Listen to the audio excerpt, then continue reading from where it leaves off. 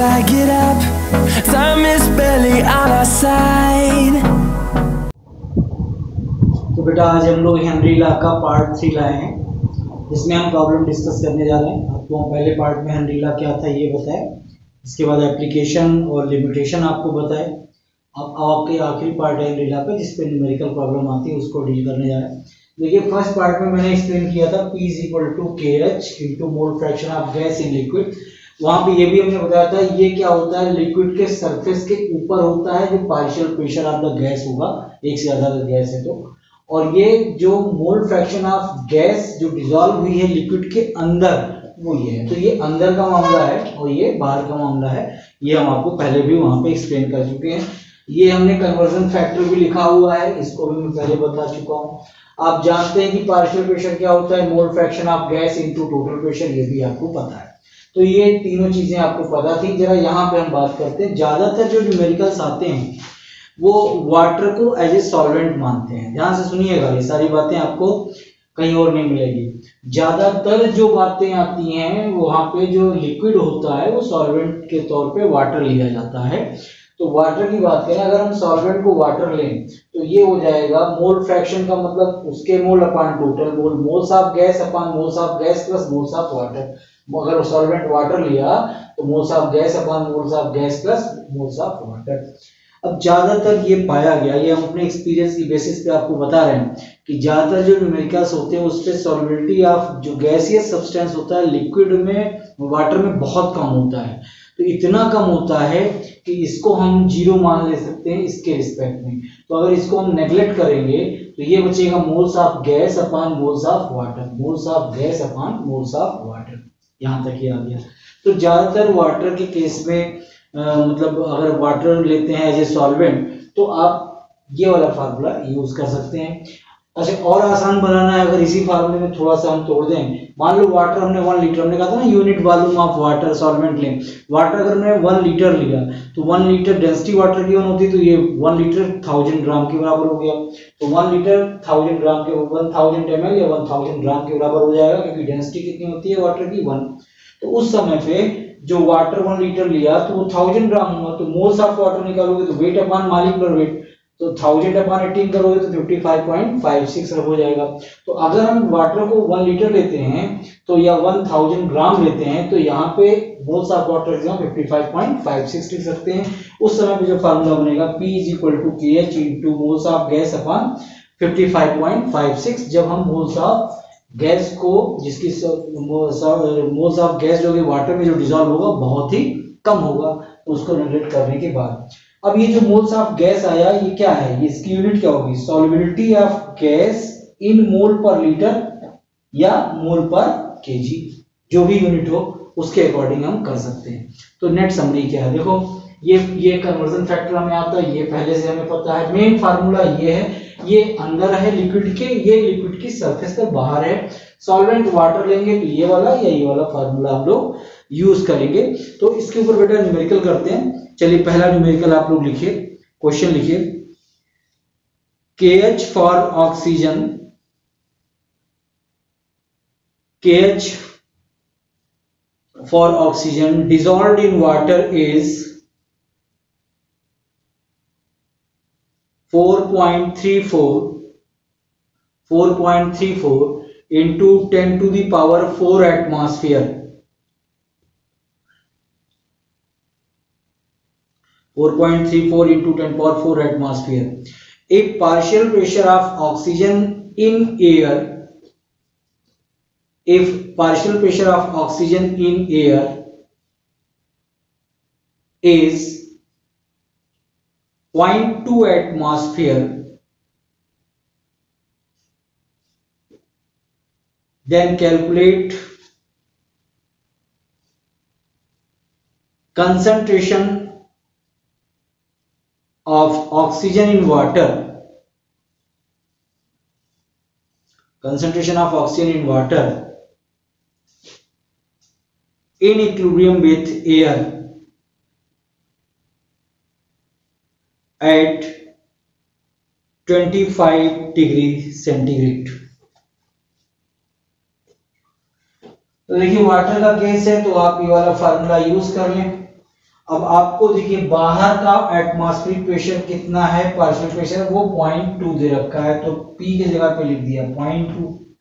KH आपको question में दे रखा है 4.34 10 टू द पावर 4, तो ये हो गया 4.34 इंटू 10 टू द पावर 4, ये हो गया आपका KH into concentration of gas upon इसको 55.56 करोगे तो ये जो आएगा ये क्या आएगा, सॉल्युबिलिटी ऑफ गैस या कंसंट्रेशन ऑफ गैस इन मोल पर लीटर या मोल पर केजी। जब आप इसको कैलकुलेट करेंगे तो ये जो भी वैल्यू आई 2.56 10 टू द पावर, तो यहाँ से जो Mg मोल्स ऑफ गैस आया 2.56 10 टू द पावर -4 मोल पर लीटर, 2.56 10 टू पावर -4 मोल पर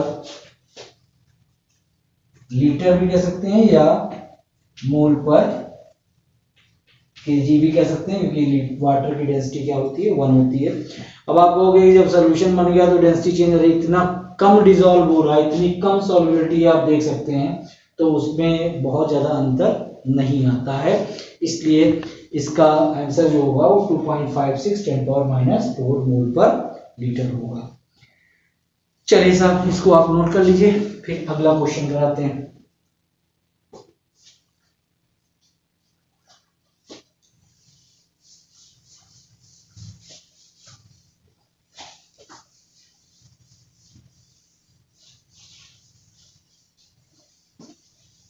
चलिए अगला क्वेश्चन लिखिए, the solubility of H2S in water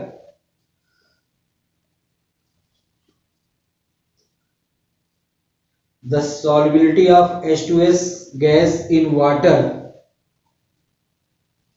is 0.195 mole per kg, 0.195 mole per kg at STP,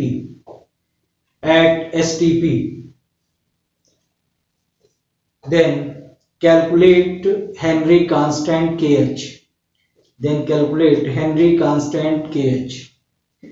देखिए यहाँ पे क्या दे रखा है, ये फार्मूला आपके पास है, वाटर का केस है तो जनरली यही फार्मूला हम लोग यूज करते हैं। तो ये हो गया, ये क्या है आपका मोल पर केजी है, ये आपको मोल्स ऑफ H2S गैस का कंसंट्रेशन क्वेश्चन में दिया है। अच्छा अब यहाँ पे प्रेशर नहीं दिया है, नहीं तो KH निकल जाता। अब STP वर्ड यूज कर रहे हैं, STP में टेम्परेचर का फुल फॉर्म क्या है, स्टैंडर्ड टेम्परेचर प्रेशर। टेम्परेचर कितना 0 डिग्री सेंटीग्रेड या 273 केल्विन, और प्रेशर कितना होता है 1 एटमॉस्फेयर। तो इसका मतलब हुआ कि यहाँ से प्रेशर जो होगा वो कितना हो गया 1 एटमॉस्फेयर।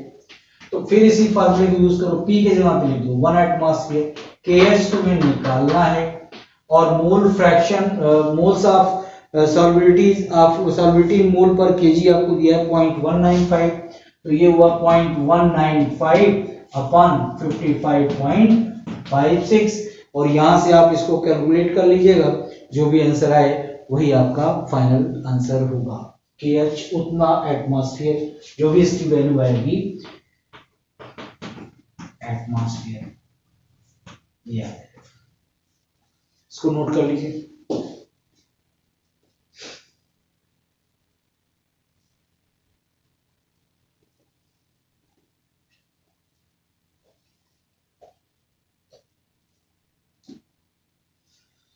चलिए साहब क्वेश्चन नंबर 3 पे आते हैं। Question number 3,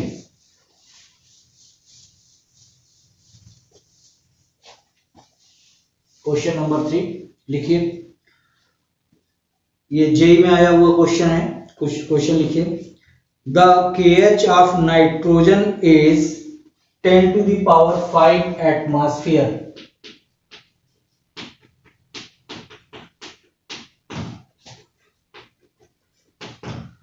The KH of nitrogen is 10 to the power 5 atmosphere at 298 Kelvin.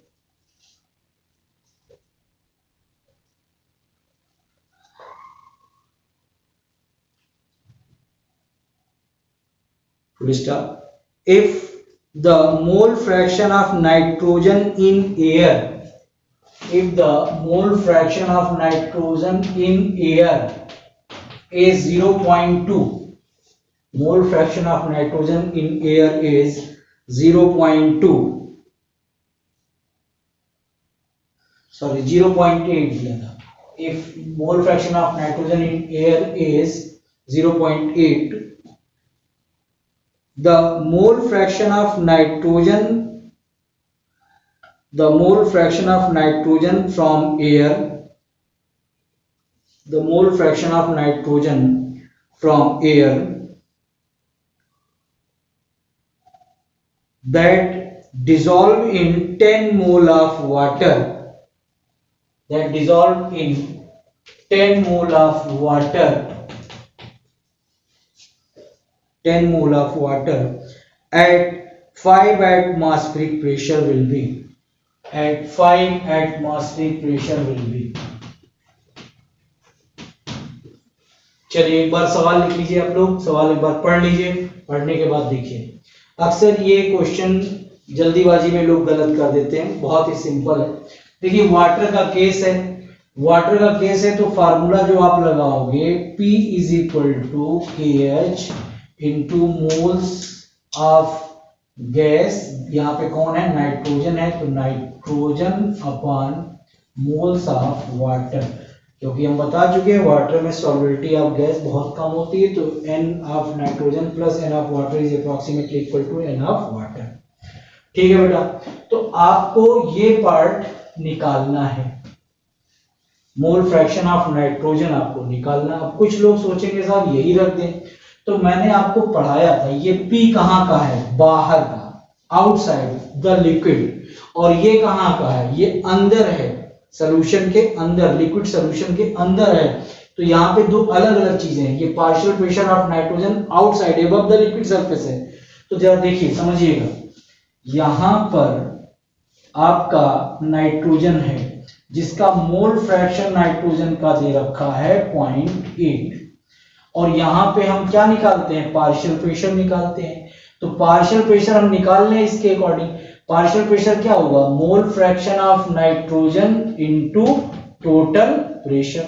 Mole fraction of nitrogen 0.8 है और टोटल प्रेशर आपको दिया गया कितना, 5 एटमॉस्फेयर, इसका मतलब 5 एटमॉस्फेयर का 0.8, तो ये वैल्यू आ जाएगी 4। इसका मतलब यहां पे जो P रखेंगे वो हम रखेंगे 4 इज इक्वल टू KH आपको दे रखा है 10 टू द पावर 5 एटमॉस्फेयर दे रखा है। अब आइए मोल फ्रैक्शन, मोल्स ऑफ नाइट्रोजन निकालना है, और मोल्स ऑफ वाटर दे रखा है कितना, 10। यहां से जो मोल्स ऑफ नाइट्रोजन आप निकालोगे जो कि लिक्विड में डिसॉल्व है, that is equal to 4 into 10 to the power -4, ये वैल्यू आएगी कि ये जो है आपका नाइट्रोजन इतना इसमें डिसॉल्व है। कोई डाउट हो तो बताइए यहां पे, नहीं? चलिए एक क्वेश्चन और लिखिए, एक क्वेश्चन और लिखिए। If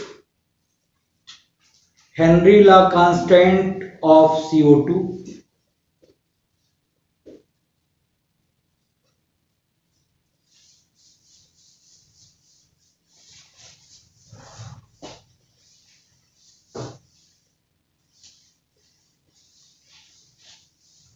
if Henry law constant of CO2 is 1.67 10 to the power 8, 1.67 into 10 to the power 8 Pascal,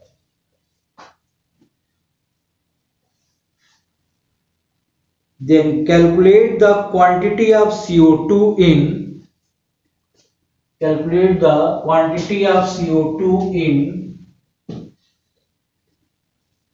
quantity of CO2 in 500 ml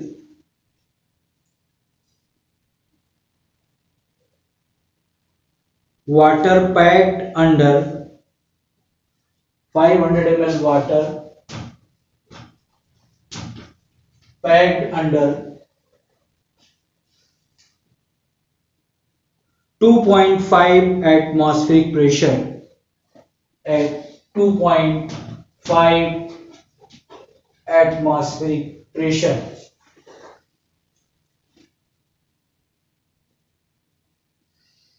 तो देखिए भैया ये क्वेश्चन है, फिर केस वाटर का ही है, तो आप फार्मूला क्या लगाओगे, P is equal to KH into moles of CO2 ले लीजिए यहाँ पे अपॉन मोल्स ऑफ वाटर ले लीजिए। चलिए साहब, KH आपको दे रखा है 1.67 10 टू द पावर 8 पास्कल दे रखा है।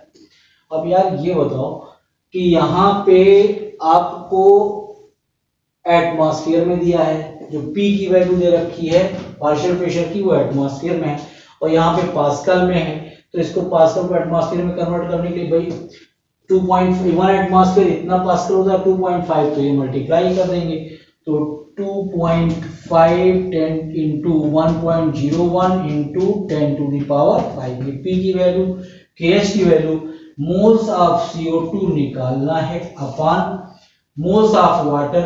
वाटर का 500 ml क्या 500 ग्राम होगा, और 500 ग्राम है तो मोल्स ऑफ वाटर कितना बनेगा बेटा 500 अपॉन कितना कर देंगे 18, तो यहां पे रख देंगे 500 अपॉन 18, तो ये जो आएगा ये मोल्स जो भी यहां से आप निकालोगे ये आएगा मोल पर 500 ml या पर 500 ग्राम वाटर आएगा, यहां से जो भी आप क्वांटिटी CO2 की निकालेंगे वो।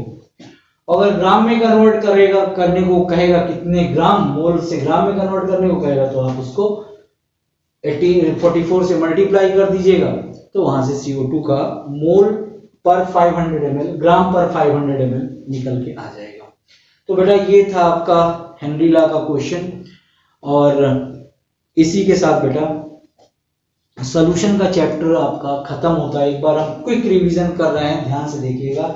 हमने पूरे सॉल्यूशन के चैप्टर को ध्यान से देखिएगा 4 पार्ट में डिवाइड किया था।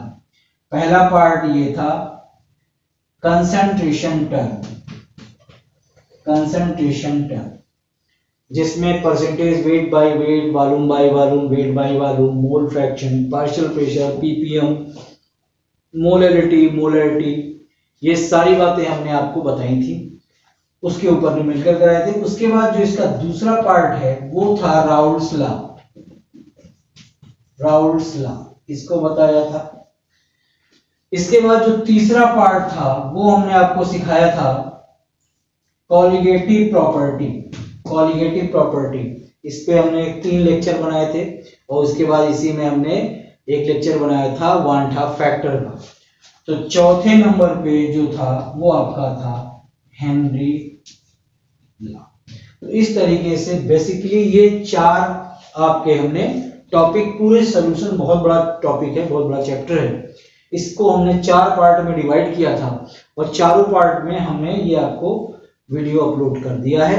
अब आपको अगर पूरा चैप्टर आपको समझना है, कहीं भी अगर आपकी कोई प्रॉब्लम है, तो आप उस पर्टिकुलर वीडियो पे लिंक पे जाके उसको देख सकते हैं, और वहां से आप अपने डाउट क्लियर कर सकते हैं। अब हम अगले चैप्टर के बाद अगले टर्न पे करेंगे, तब तक बाय।